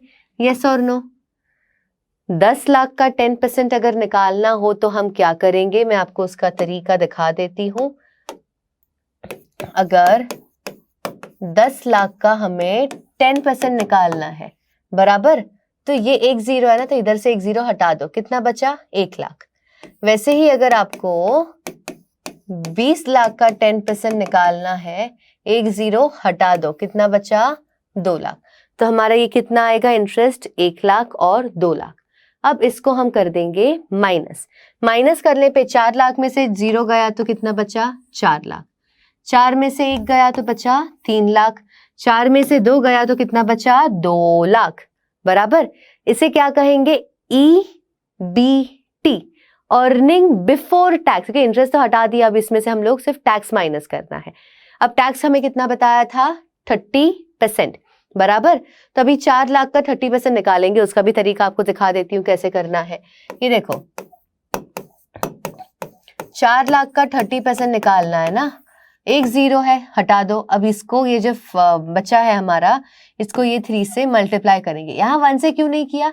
Anything multiplied by 1 is going to be the same answer, right? तो इसको हम लोग कर देंगे 3 से मल्टीप्लाई। तो ये कितना आ गया हमारा? 1,20,000, बराबर। तो देखो 1,20,000 आया। 3 लाख का अगर हमें करना हो तो ये एक 0 को मैं हटा दूंगी, तो कितना बचा? 30,000। 30,000 इंटू 3 इज 90,000। वैसे ही यहाँ पे इसका 30% निकालना हो तो एक हटा दिया, 20,000 इंटू 3 इज 60,000, बराबर। तो यहाँ पे ये हो गया हमारा 60,000, ठीक है। चलो अभी हम लोगों को ये टैक्स को माइनस करना है, हमारे अर्निंग में से टैक्स, ये टैक्स देना पड़ेगा ना, उसे भी माइनस कर दो। तो जब इसको माइनस किया, इसको इसमें से माइनस किया, कितना बचा? 2,80,000, 2,10,000, 2 लाख में से 60 गए तो बचे 1,40,000। इसे हम कहेंगे EAT। EAT का फुल फॉर्म क्या है? Earning after tax. अब ये टैक्स भरने के बाद के पैसे हैं। अब ये जो पैसे है ये अभी पूरे के पूरे हमारे, क्योंकि सब कुछ हमने पेमेंट कर दी है। अब मैंने जैसे आपको कहा था, ये देखो 10 रुपए के शेयर है, तो यहाँ पे अभी हमें अगर अर्निंग पर शेयर निकालना है तो हम कैसे निकालेंगे? फॉर्मूला ध्यान में रख लो। अर्निंग पर अगर शेयर निकालना है, अर्निंग आफ्टर टैक्स को नंबर ऑफ शेयर्स के साथ हम डिवाइड करेंगे, ठीक है। नंबर ऑफ शेयर्स के साथ हम उसे डिवाइड कर देंगे। अभी हमारा यहाँ पे EAT कितना था? 2,80,000। मैं यहाँ पे लिख देती हूँ सारे, 2,80,000, 2,10,000 और फिर था 1,40,000। नंबर ऑफ शेयर्स कितने हैं यहाँ पे, जैसे आप देख सकते हैं ये 30 लाख का था, अभी 30 लाख के 10 रुपए के शेयर्स में मुझे 30 लाख आए, तो कितने शेयर्स होंगे, इसको मैं डिवाइड बाय 10 करूंगी तो 3 लाख, इसको इसको भी डिवाइड बाय 10 करूँ तो 2 लाख, इसको डिवाइड बाय 10 करूँ तो 1 लाख, बराबर। तो इसको मैं किससे डिवाइड करूंगी, ये सिचुएशन 1 था ना इसलिए 3 से करना पड़ेगा, ये सिचुएशन 2 है तो इसे 2 से, ये सिचुएशन 3 है तो इसलिए इसको 1 से। क्यों, क्योंकि देखो सिचुएशन 1 में 3 लाख थे ना, तो इसलिए मैंने इसमें क्या करा, 3 लाख से डिवाइड किया। तब हम इसे पूरा कैलकुलेट करेंगे, कैलकुलेट करने के ऊपर आपको आएगा एक आंसर, ठीक है, वो आंसर ये होगा, इसमें आएगा 0.93, इसमें आएगा 1.05, इसमें होगा 1.4, ठीक है, समझा। Can you see one thing over here, इस केस में हमारा फाइनेंशियल लेवरेज अच्छा खासा था, क्योंकि डेट पे हमने जब किया, फंड्स रेस किए तो हमारे अर्निंग पर शेयर बढ़ गए, हाँ कि ना, देखो अर्निंग पर शेयर बढ़ गए, 1.4 है, इधर सबसे कम है, इधर सबसे ज्यादा, इधर तो डेट लिया ही नहीं तो इतना कम है, इधर डेट लिया थोड़ा बट इतना है, इधर सबसे ज्यादा डेट लिया, इधर आ गया हमारा 1.4, ठीक है। ऐसे हम लोग अर्निंग पर शेयर निकालेंगे। ऐसे ही मैंने आपके लिए एक और एग्जाम्पल लिया है जिसमें सब कुछ सेम है, सिर्फ ये आपका जो टोटल फंड है ना, नहीं सॉरी, ये जो EBIT है वो आपका 4 लाख की जगह 2 लाख है। See how the whole answer is going to change. यहाँ पे देखो EBIT 2 लाख है, बराबर, 2 लाख 2 लाख 2 लाख, सब कुछ सेम है। डेट नील 1 लाख, सॉरी नील, वहां पे था 10 लाख और फिर था 20 लाख, 10 लाख था और फिर था 20 लाख, तो अभी हमें उसमें से इंटरेस्ट निकालना है, 10% इंटरेस्ट रेट था, तो इसका तो 0 आएगा, बराबर, और फिर इसका कितना आएगा 1 लाख, इसका कितना आएगा 2 लाख, फिर इसको हम करेंगे माइनस इसमें से, तो बचा कितना, 2 लाख में से अगर कुछ नहीं गया तो 2 लाख बचा, 2 लाख में से 1 लाख गए तो 1 लाख बच गए, और 2 लाख में से पूरे 2 लाख गए तो nothing, you are left with nothing, 0। अभी ये हमारा क्या था, EBT, अर्निंग बिफोर टैक्स, तब हमें टैक्स भी माइनस करना पड़ेगा, टैक्स का रेट कितना था 30%, तो इसका 30% निकाला तो 60,000, इसका 30% निकाला तो 30,000, इसका 30%, 0 का 30% है 0 ओनली, ऑब्वियस है, तो अभी वो हमने निकाला, तो अभी हम इन दोनों को माइनस करेंगे, 2 लाख में से 60 लाख गए तो 1 लाख 40, 2 लाख, 1 लाख में से 30 लाख गए तो 70, 0 में से 0 गया तो 0। अब हमारे नंबर ऑफ शेयर्स कितने होंगे, यहाँ पे नंबर ऑफ शेयर्स अभी हमारे चेंज हो जाएंगे, नंबर ऑफ शेयर्स यहाँ पे, सॉरी नंबर ऑफ शेयर्स तो वही है, ये भी 3 लाख है, ये है 2 लाख, ये है 1 लाख। अब हम इनको डिवाइड करना है हमें, बराबर, इसको इसके साथ डिवाइड करना है, जिससे हमें क्या मिलेगा, EPS। As you can see EPS, देखो इस बार जब पैसे कम थे, अर्निंग बिफोर इंटरेस्ट और टैक्स कम था, ऐसे टाइम पे देखो हमारा डेट जब कम था तभी हमें सबसे ज्यादा अर्निंग पर शेयर आया, व्हेन वी टुक डेट तब हमें वो आया nil. So it depends completely upon the working कि आपका अर्निंग पर शेयर कितना आ रहा है, आपका EBIT कितना है, इट डिपेंड्स अपॉन दैट कि आपको कितना डेट लेना चाहिए और कितना नहीं लेना चाहिए। So this helps you to understand the proportion. इसको हम कहते हैं ट्रेडिंग ऑन इक्विटी। ये केस में ट्रेडिंग ऑन इक्विटी नहीं करना है, क्योंकि डेट लेने के ऊपर क्या हुआ, हमारा बहुत ज्यादा अर्निंग पर शेयर कम हो गया है, बराबर। So trading on equity is actually trading on debt, हम लोग ज्यादा डेट के थ्रू फंड्स रेज कर रहे हैं, तो यहाँ पे ट्रेडिंग ऑन इक्विटी नहीं, बट फर्स्ट वाले केस में ट्रेडिंग ऑन इक्विटी हमें अच्छा पड़ा, बराबर। चलो आगे बढ़ते हैं। अब आ जाएगा कौन से फैक्टर्स हमारे कैपिटल स्ट्रक्चर को अफेक्ट करते हैं। देखिए काफी ही सारे हमने इसमें factors affecting this, factors affecting that, भाई अभी तो और 2 फैक्टर्स आने वाला है, factors affecting the fixed capital and the factors affecting the working capital. So please हर एक के फैक्टर्स अलग अलग है, हर एक को बहुत ध्यान से सोच समझ के करना, ज्यादा घाई घाई नहीं करनी है हमें, ठीक है, ध्यान से सोच समझ के। तो सबसे पहले इसमें क्या आएगा, कैश फ्लो पोजीशन, वापस से वही कैश फ्लो पोजीशन कैसा है वो ध्यान में रखना पड़ेगा हमें। कैश फ्लो पोजीशन अगर हमारा अच्छा है then you can do through debt, but अगर नहीं है तो इक्विटी इज प्रेफरेबल। उसके बाद आता है interest coverage ratio. Interest coverage ratio हमारा क्या है एक बार देख लेते हैं। Interest coverage ratio is the number of times earnings before interest and tax. कितना है हमारा, क्या कह रहे हैं, हमारा अर्निंग, हमारा EBIT की बात कर रहे हैं, कितना है उसके ऊपर डिपेंड करता है। अगर हमारा ये जो रेशियो है वो काफी ज्यादा अच्छा है, आईसीआर काफी अच्छा है, then what you can do, then you can take the risk, आप रिस्क ले सकते हो। ठीक है, तो हम लोग क्या कर सकते हैं, हम लोग इंटरेस्ट दे पाएंगे, मतलब हम लोग डेट के थ्रू फंड्स रेस कर पाएंगे। बट अगर आईसीआर अच्छा नहीं है then it's better not to do that. Okay, वैसे ही अभी नेक्स्ट हमारा कौन सा है, DSCR, debt service coverage ratio.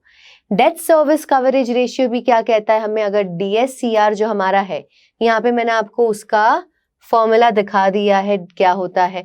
अगर डीएससीआर आपका अच्छा है तो आपके जो भी कैश आपको देना है वो आप रिक्वायरमेंट आप सारी फुलफिल कर पा रहे हो, मतलब आप इनको डेट वालों को इंटरेस्ट दे पाओगे, देन इज कम्प्लीटली फाइन, आप डेट ले सकते हो।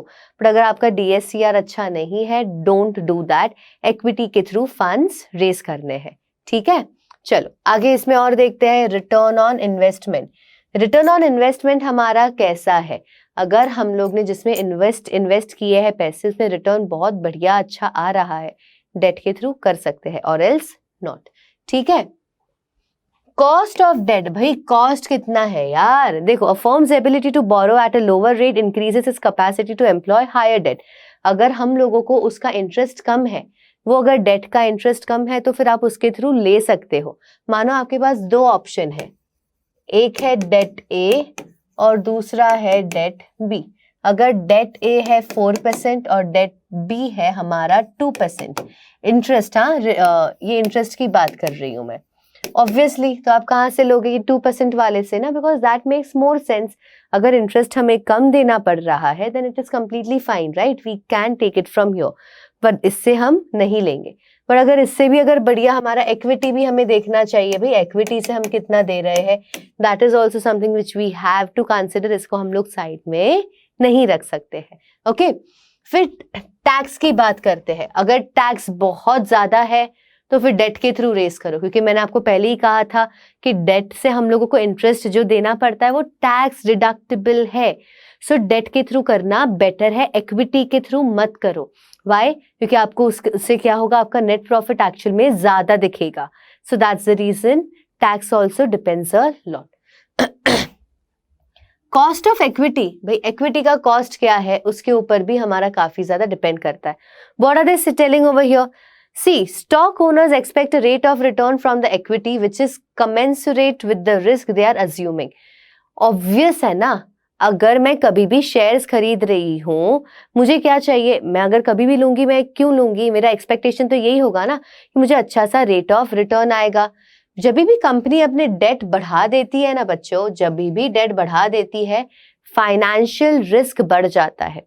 फाइनेंशियल रिस्क क्या है, भाई मेरा डेट वालों को इंटरेस्ट पे करने की क्षमता है या नहीं है, that is my financial risk. Debt अगर लिया तो मेरा फाइनेंशियल रिस्क बढ़ेगा, क्योंकि मुझे उनको पक्का पक्का इंटरेस्ट देना ही पड़ेगा ना, इट कांट बी हेल्प, मैंने अगर उनको इंटरेस्ट नहीं दिया तो नहीं चलने वाला है, सो वो बहुत ज्यादा बढ़ जाएगा और उनको इंटरेस्ट देना ही पड़ेगा डेट अगर लिया तो। और उसकी वजह से क्या होगा, ये जो शेयर होल्डर्स है मैं उनको डिविडेंड कम दे पाऊंगी, दे won't be happy, they like ये क्या बात हुई यार, एक तो हम ओनर्स है और हमें ही कम मिल रहा है, so they won't be happy about that. तो इससे क्या होगा, इससे ये जो कॉस्ट ऑफ इक्विटी ऊपर जाएंगे, बट ईपीएस बढ़ने के पर ईपीएस क्या है हमारा, अगर बढ़े तो भी हमारा जो एक्चुअल में कॉस्ट है शेयर का वो नीचे चले जाएगा। क्योंकि आपने अभी देखा था ना, अगर डेट लिए थे फर्स्ट केस में, डेट लेने के ऊपर ईपीएस बढ़ गया था, बट काफी बार क्या होता है, दे won't be happy about it, आपका ईपीएस तो बढ़ा हुआ दिख रहा है बट जो आपका शेयर का भाव है वो आपका कम हो जाएगा, because no one would want to buy it that much. ठीक है, फ्लोटेशन कॉस्ट, भाई फ्लोटेशन कॉस्ट मैंने आपको फ्लोटेशन कॉस्ट तो पहले ही समझा दिया है, the cost of raising any fund, उसके मतलब एक फंड को रेज करने के पीछे हम कितना पैसा खर्च कर रहे हैं, फ्लोटेशन कॉस्ट। फ्लोटेशन कॉस्ट ज्यादा है तो वो वाला फंड आपके लिए बढ़िया नहीं है, फ्लोटेशन कॉस्ट कम है तो वो आपके लिए अच्छा खासा है, we don't have to worry about that. ठीक है, रिस्क भी तो देखना पड़ेगा यार, किसमें ज्यादा रिस्क है। अगर कंपनी को पता है कि मेरे पास इतना पैसा नहीं है, मेरी इतनी अभी अच्छी खासी कैपेसिटी नहीं है कि मैं इंटरेस्ट दे पाऊं, मैं क्यों ऐसे काम करूं, नहीं करते वो काम। तो रिस्क कितना ले सकते हैं एक कंपनी, उसके ऊपर भी काफी डिपेंड करता है which one is better, owner's fund या तो बोरोड फंड। फ्लेक्सिबिलिटी, अगर है ना कभी कभी पता है क्या होता है, कभी कभी यही होता है, अगर है ना कंपनी ने बहुत ज्यादा डेट ले लिया तो अभी वो और ज्यादा डेट नहीं ले पाती, क्योंकि लोग क्या कहेंगे, आप ऑलरेडी इतने कर्जे में हो, आप और कर्जा लोगे तो आप हमारा कर्जा कैसे चुकाओगे, हम नहीं दे रहे हैं। सो बहुत ज्यादा डेट लेने की वजह से जो कंपनी की फ्लेक्सिबिलिटी है ना लेने की पैसों की, वो काफी ज्यादा कम हो जाती है। इसलिए वो भी सोच समझ के करना पड़ता है डेट इतना ज्यादा नहीं लेने का, वरना क्या होगा, आगे जाके कोई आपको और लोन नहीं देगा। So you we have to be very careful about that. Control तो हमने पहले ही देख लिया था। कंट्रोल के बारे में अगर हम बात करें, अगर आपको कंट्रोल नहीं चाहिए आपका कंपनी का बहुत जाए, तो फिर आप इक्विटी के थ्रू फंड्स कम रेस करो, क्योंकि क्या होता है, इससे डाइल्यूशन ऑफ कंट्रोल होता है, owners voting, that's the reason. ठीक है, but if you are okay with it then it's completely fine. Equity के थ्रू आप ज्यादा कर सकते हो, डेट के थ्रू आप कम कर लो, बराबर। It completely depends upon our need and upon what our preference. Okay, regulatory framework, company को कोई ना कुछ रूल्स होते हैं जो उन्हें फॉलो करने पड़ते हैं। वो रूल्स में उन्हें ये भी बताते हैं कि आप कितना डेट रेस कर सकते हो, कितने आप इक्विटी के थ्रू आप रेस कर सकते हो। सो डिपेंडिंग अपॉन दैट वो फ्रेमवर्क के हिसाब से भी उन्हें काम करना पड़ेगा, उसके बाहर वो लोग ज्यादा नहीं जा सकते हैं। ठीक है, फिर और देखते हैं इसमें, भाई इतने ही है अभी, ठीक है पक्का। स्टॉक मार्केट का कंडीशन कैसा है, अगर स्टॉक मार्केट बढ़िया चल रहा है तो वो लोग यहाँ से पैसे फटाफट से रेस कर पाएंगे, वो लोग शेयर्स के थ्रू कर पाएंगे। स्टॉक मार्केट ढीला है, काफी ही ज्यादा बकवास चल रहा है, तो भाई आपके शेयर्स कौन खरीदेगा, कोई भी नहीं खरीदने वाला। ऐसे टाइम पे आपके इक्विटी शेयर्स नहीं, और आपको डेट के थ्रू फंड्स रेस करना आपके लिए बेटर है। Capital structure of other company, अरे देखो यार, ऐसा काफी बार हम होता है ना कि हमें देखना पड़ता है, भाई बाजू वाला क्या कर रहा है यार, हम भी वैसा करते हैं। सो काफी बार हम लोगों को दूसरी कंपनी का भी कैपिटल स्ट्रक्चर देखना चाहिए टू अंडरस्टैंड कि भाई हमारे लिए भी अच्छा होगा या नहीं होगा। कंप्लीटली कॉपी मत करो, बट गाइडलाइंस तो ले सकते हैं कि नहीं ले सकते, गाइडेंस मिल जाएगी हमें थोड़ी सी, तो दूसरी कंपनी का भी कैपिटल स्ट्रक्चर देखना है। ठीक है, हो गया। अब बस सिर्फ लास्ट 2 चीजें करनी है, फिक्स्ड कैपिटल, वर्किंग कैपिटल और उनके फैक्टर्स, बस हो गया। उसके बाद आपका ये, आई प्रॉमिस, आपका ये चैप्टर खत्म हो गया है। ठीक है, फटाफट से हम लोग ये खत्म कर देते हैं। आई नो ये थोड़ा बड़ा चल रहा है, but see it's better right, आपका एक क्लास में आपका पूरा चैप्टर हो जाएगा, rather than seeing so many videos. एक वीडियो देखो और आपका काम खत्म हो गया, बराबर। तो चलो फटाफट से हम लोग ये कर देते हैं।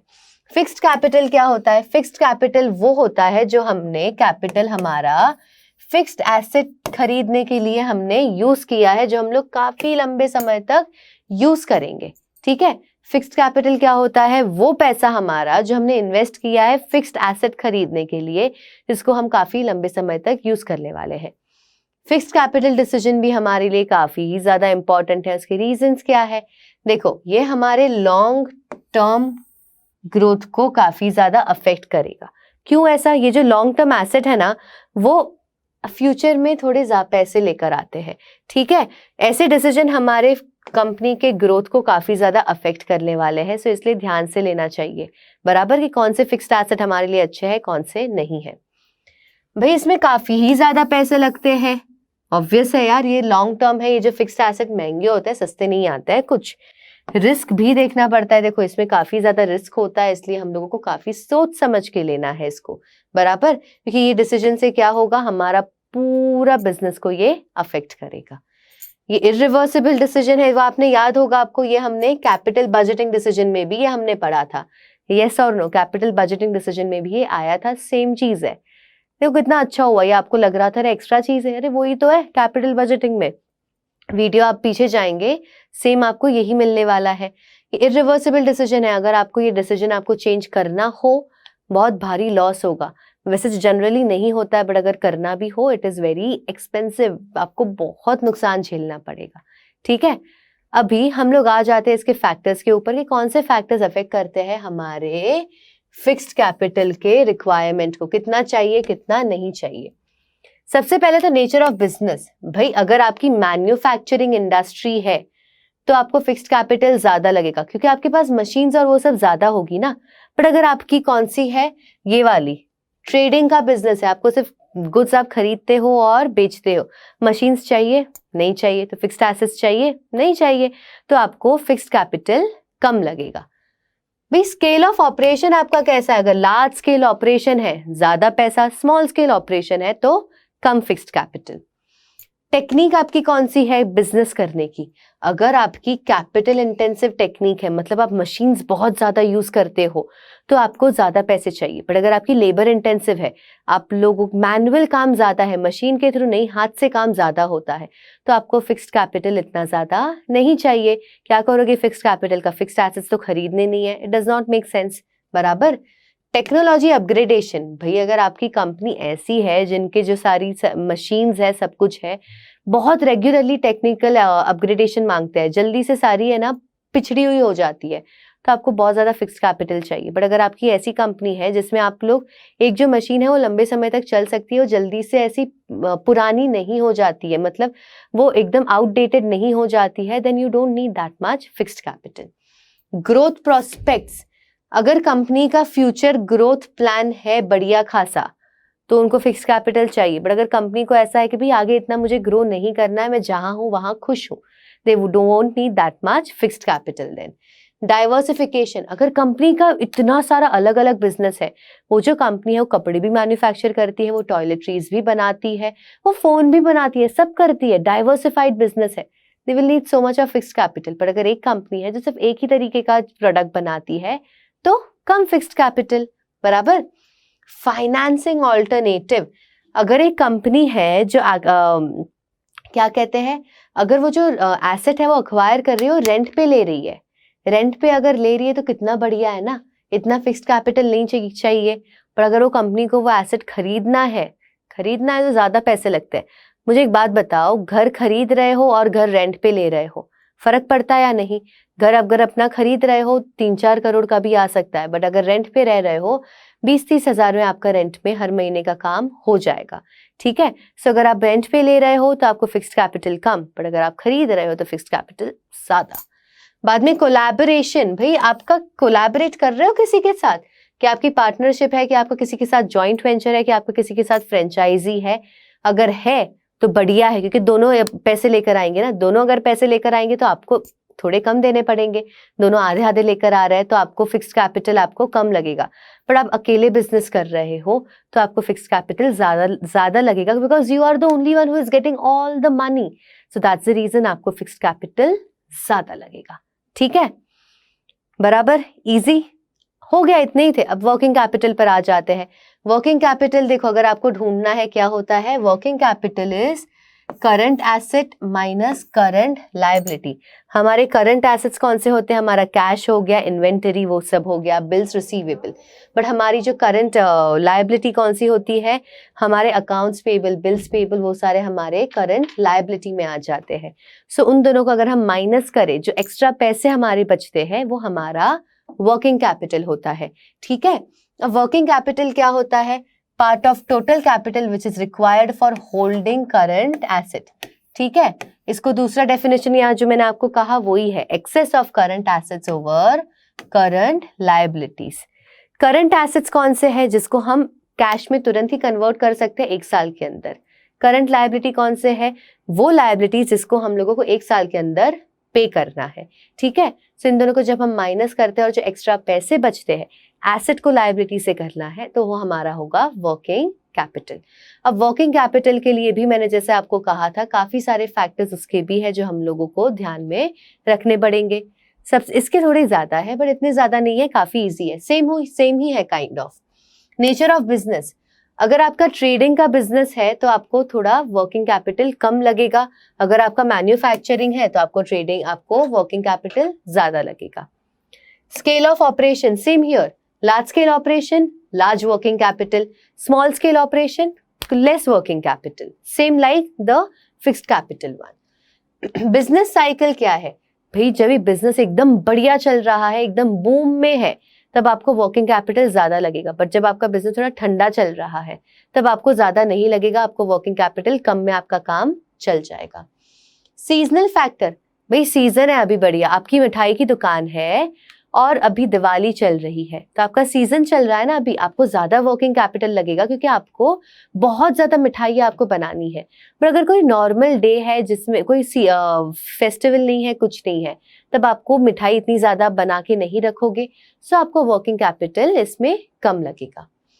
प्रोडक्शन साइकिल, देखो अगर आपका लॉन्ग प्रोसेसिंग साइकिल है, बहुत प्रोसेसेस आपको करने पड़ते हैं to make a finished good, तो आपको वर्किंग कैपिटल ज्यादा लगेगा। बट अगर इतना बड़ा नहीं है आपका प्रोसेसिंग साइकिल तो आपको वर्किंग कैपिटल इसमें कम लगेगा। क्रेडिट अलाउड, अगर आपको एक कंपनी जो है वो अगर लिबरल क्रेडिट पॉलिसी फॉलो करती है, मतलब वो लोगों को क्रेडिट देती रहती है कि हाँ यार ठीक है पैसे बाद में दे देना, मैंने गुड्स बेचे बट आई एम सेइंग कि हाँ it's fine you can give me money later, ऐसे टाइम पे उनको वर्किंग कैपिटल ज्यादा चाहिए होगा। बट अगर एक कंपनी ऐसी है जो बोले नहीं भाई अभी गुड्स लेके जा रहे हो तो अभी के अभी पैसे भी दे दो, तो उनके वर्किंग कैपिटल कम लगता है। वैसे ही क्रेडिट अवेल्ड मतलब आपको मिल रहा है या नहीं, when I am going to buy goods, ठीक है, और मुझे दुकानदार ने कहा अरे मैडम कोई दिक्कत नहीं है बाद में पैसे दे दीजिए, इट्स ओके, सो मुझे उन्हें बाद में पैसे देने हैं, तो वैसे टाइम पे मुझे क्या है मेरे हाथ में तो पैसे बच रहे हैं ना, सो मुझे वर्किंग कैपिटल कम लगेगा।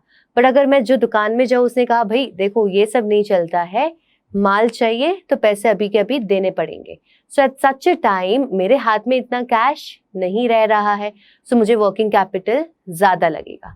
ठीक है, और देखते हैं आगे इसमें और पॉइंट्स है थोड़े, जैसे मैंने आपको कहा रॉ मटेरियल की अवेलेबिलिटी है या नहीं। भाई जो मैं गुड्स प्रोड्यूस कर रही हूँ उसका रॉ मटेरियल जो है जल्दी से मिलता नहीं है, मुझे बहुत सारा स्टॉक एक साथ रखना ही पड़ेगा, तो वर्किंग कैपिटल ज्यादा लगेगा। बट अगर इजीली एक्सेसिबल है raw material so I won't keep that much working capital. Operating efficiency, देखो एफिशिएंसी जो होती है raw material reduces the level of raw material debtors and in return lowers the requirement of working capital. अगर efficiently अगर हम काम करते हैं तो उससे क्या होता है, जो रॉ मटेरियल की रिक्वायरमेंट है वो कम लगेगी, मेरे डेटर्स कम होंगे, और इन सब वजह से क्या होगा, मेरा वर्किंग कैपिटल का रिक्वायरमेंट भी काफी ज्यादा कम हो जाएगा। ग्रोथ प्रोस्पेक्ट्स, अगर कंपनी को ग्रो करना है, उनको लग रहा है आगे जाके हमारा ग्रोथ बहुत बढ़िया होगा, तो वर्किंग कैपिटल रिक्वायरमेंट ज्यादा होगी।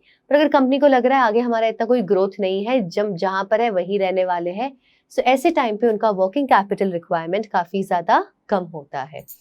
कंपटीशन अगर ज्यादा है तो ज्यादा वर्किंग कैपिटल, कंपटीशन अगर कम है तो कम वर्किंग कैपिटल की जरूरत पड़ेगी। फिर आता है लास्ट इन्फ्लेशन।